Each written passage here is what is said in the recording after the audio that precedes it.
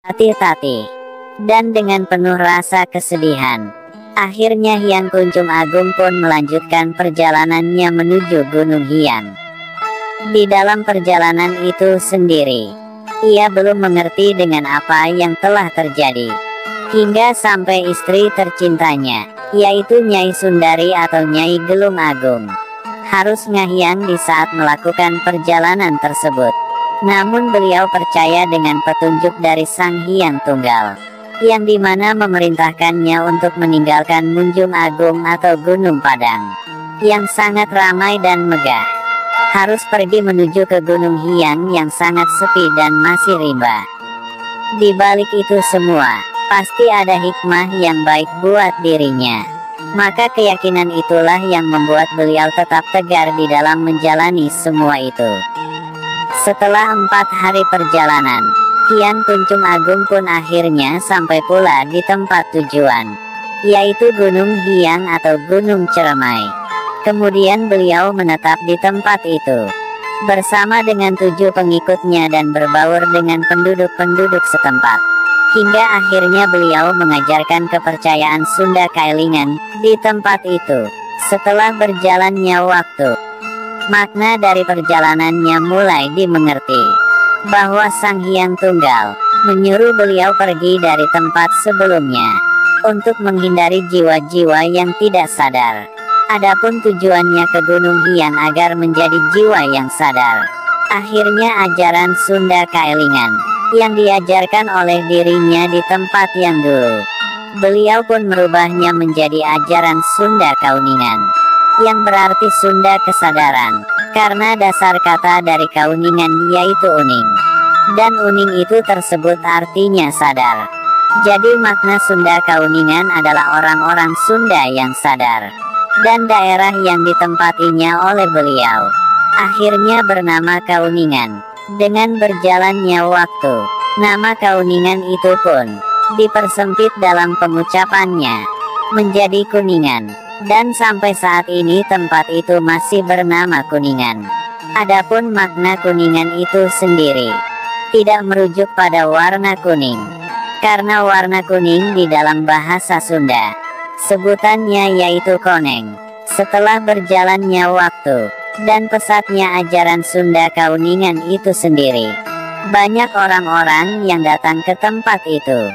Akhirnya Hyang Kuncung Agung pun membuat Munjung Agung kecil untuk tempat ibadah para pengikutnya. Kemudian Munjung Agung itu pun diberi nama Munjung Agung Kauningan. Sekarang Munjung Agung itu menjadi situs megalitikum Cipari. Di saat beliau bertapa di Munjung Agung Kauningan, beliau mendapatkan petunjuk atau wangsit yang kedua kalinya dari Sang Hyang Tunggal, yaitu menyuruhnya untuk bertapa di puncak Gunung Hyang atau Gunung Ceremai. Akhirnya beliau pun menuruti perintah itu tersebut, dan langsung mempersiapkan untuk acara pertapaannya, baik itu mempersiapkan untuk kebutuhan makanan, ataupun mempersiapkan alat-alat untuk menjaga diri dari serangan binatang-binatang buas.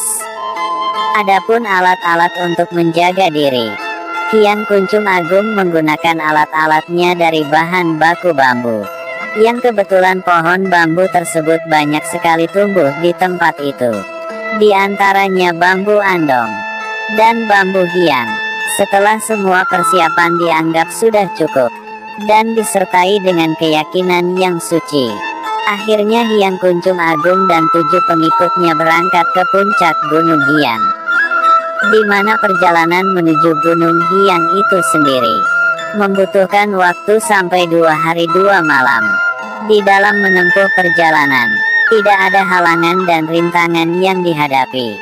Akan tetapi sebelum sampai ke puncak Gunung Hyang, di tengah jalan beliau menghentikan perjalanan itu sendiri, dan ia menyuruh kepada pengikutnya untuk melakukan pertapaan di tempat itu, yang dimana tempat tersebut sangatlah sejuk, karena tempat itu banyak sekali sumber mata air. Akhirnya mereka semua melangsungkan pertapaannya di tempat itu. Hyang Kuncung Agung sebagai pemimpin berada di paling depan, sementara 7 pengikutnya di belakang beliau. Semua menghadap ke tebing Gunung Hyang. dan berhadapan dengan genangan-genangan air yang sangat jernih. Dan tempat itu pun sekarang dinamakan Puncak Manik. Di saat hendak melakukan pertapaan, Hyang Kuncung Agung beserta ketujuh pengikutnya, mereka semua terlebih dahulu membasuh muka dengan air yang ada di tempat itu tersebut. Pertapaan itu diawali saat matahari baru saja tenggelam. Keadaan suasana remang-remang. Kebetulan malam itu adalah malam bulan purnama, jadi tidak terlalu gelap. Dengan berjalannya waktu yang panjang, pertapaan itu pun mulai memasuki akhir malam. Tiba-tiba Hyang Kuncung Agung berbalik badan dan menghadap kepada para pengikutnya. Ia pun memberikan wejangan kepada pengikut setianya. "Wahai semua pengikut setiaku, maafkanlah aku. Ternyata kebersamaan kita cukup sampai di sini. Dan terima kasih atas semua kesetiaanmu kepadaku. Aku akan pergi, karena Sang Hyang Tunggal telah memanggil aku. Tapi kamu jangan takut, karena suatu saat nanti, kita akan bertemu kembali. Di saat aku memimpin kembali di tanah Pasundan ini." Setelah itu Hyang Kuncung Agung pun memberikan amanat kepada pengikutnya. "Nanti di saat kalian turun dari gunung ini, merendamlah kalian semua di kolam yang ada di kaki gunung Hyang ini." Setelah itu Hyang Kuncung Agung pun berbalik badan, kembali ke posisi semula. Tak lama kemudian, cahaya sinar rembulan yang sebelumnya remang-remang, tiba-tiba memancarkan cahaya yang teramat terang dari langit ke tempat tersebut. Serta cahaya itu pun memantul ke wujud Hyang Kuncung Agung, yang dimana pantulan itu berasal dari air-air yang jernih yang ada di sekitar itu. Kemudian wujud Hyang Kuncung Agung menjadi terang benderang. Namun terangnya cahaya membuat wujud Hyang Kuncung Agung semakin tak terlihat. Dan cahaya itu pun membentuk seperti tameng atau perisai. Tak lama kemudian wujud beliau pun mulai menghilang bersama dengan cahaya yang datangnya sangat terang tersebut. Seluruh pengikut beliau hanya bisa terpana dan terdiam menyaksikan kejadian tersebut. Mereka semua baru menyadari bahwa pemimpinnya telah meninggalkan mereka untuk selama-lamanya. Dan wejangan sebelum kejadian itu adalah wejangan terakhir yang didengarkan oleh mereka semua dari Hyang Kuncung Agung. Kejadian ini adalah kejadian kedua kalinya. Mereka menyaksikan langsung dari sebuah proses yang sangat langka. Yang pertama, mereka menyaksikan ngahyangnya istri Hyang Kuncung Agung, yaitu Nyai Sundari atau Nyai Gelung Agung, di Gunung Galunggung. Dan yang kedua, menyaksikan ngahyangnya Kuncung Agung sendiri, di Gunung Ceremai.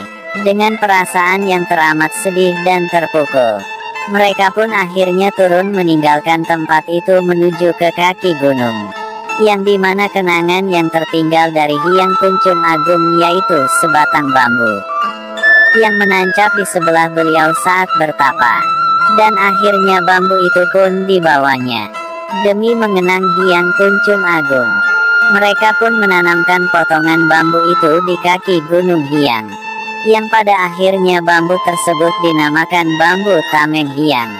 Tameng berasal dari cahaya saat ngahyangnya Kuncung Agung, sementara Hyang berasal dari nama gunung itu tersebut. Dengan penyebutan yang dipermudah akhirnya nama Tameng Hyang pun menjadi Tamyang. Semenjak saat itu pula Gunung Ceremai dahulunya bernama Gunung Tamyang, yang pada akhirnya nama Tamyang tersebut menjadi nama yang sangat dikenal. Bahkan ajaran Sunda Kauningan pun berubah namanya menjadi ajaran Tamyang, serta ajaran tersebut hingga sampai jauh dari tempat kejadiannya, yaitu ke daratan Melayu. Adapun dengan ketujuh pengikutnya, mereka semua menuruti perintah dari Hyang Kuncung Agung, yakni untuk berendam di kolam yang ada di kaki gunung tersebut. Setelah semua melakukan perendaman di kolam itu, ternyata wujud mereka berubah menjadi ikan mas atau ikan kancradomas. Masyarakat menyebut ikan tersebut dengan nama ikan dewa. yang sangat disakralkan oleh penduduk setempat sampai saat ini. Adapun penduduk setempat yang sangat menghargai sosok Kuncung Hiang, selalu mengadakan upacara-upacara di tempat Munjung Agung Kauningan, yang dimana tempat tersebut hasil dari pembangunan Kuncung Agung itu sendiri. Kemudian upacara itu pun dinamakan upacara Kauningan. Adapun upacara Kauningan itu tersebut dilaksanakan siang hari di tempat Munjung Agung. Kemudian sore harinya berangkat ke tempat Puncak Manik, agar sampai di sana akhir malam. Itu semua disesuaikan dengan waktu ngahiangnya Kuncung Agung, yakni di malam akhir atau waktu sebelum pagi datang. Kemudian setelah acara ritual pengemangan, mereka pun diharuskan cepat kembali, agar sampai di Munjung Agung itu masih siang hari. Tidak diperbolehkan berangkat dari Puncak Manik siang hari, dikarenakan sampainya ke Munjung Agung pasti malam hari. Karena waktu perjalanan di malam hari itu sangat berbahaya. Adapun nama upacara Kauningan itu sendiri berasal dari nama ajaran yang disebarkan oleh Hyang Kuncung Agung, serta berasal dari nama Munjung Agung itu tersebut, yakni Munjung Agung Kauningan.